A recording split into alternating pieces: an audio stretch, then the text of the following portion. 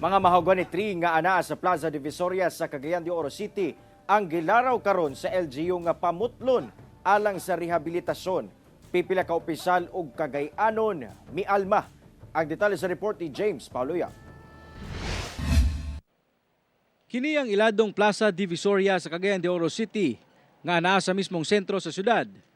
Ang maong plaza nahimong saksi sa mga kausaban sa syudad. Plano sa Cagayan de Oro City LGU nga i-rehabilitate ang maong plaza o kinahanglan kuno nga pamutlon ang mga mahogany tree nga nagpalibot sa maong plaza. Kinahanglan siya putlon kay nag-expose naman ang iyang gamot.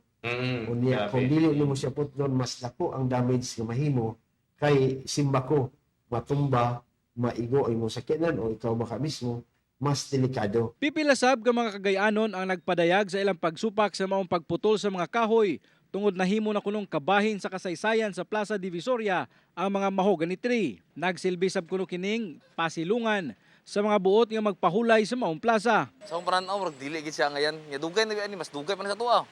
Mas tigulang pag ni sa tuwa. Kung tangtangon ng kahoy, asa nang murag amo to ko na pa manurog inani nga oras udto. Okay ra maghapon og nang kahoy pero og para sa atong kaayuhan o example og para patsada sa atong syudad is maayo maghapon. Gipaabot sab ni Konsehal James Judith ang iyang kadismaya sa City Local Environment Office kon Clenro og Project Lunhaw.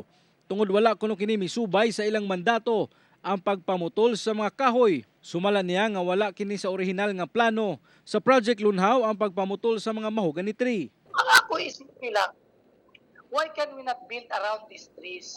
Nanong ato mapirmi itato kaning mga punuan nga suklip o tipik naman ni sa atong kasaysayan or heritage. Dugang sa mga opisyal nga usa ka joint committee hearing matud pa ang ilang himuon sa konseho aron maisgutan ang mga posibleng solusyon sa maong problema.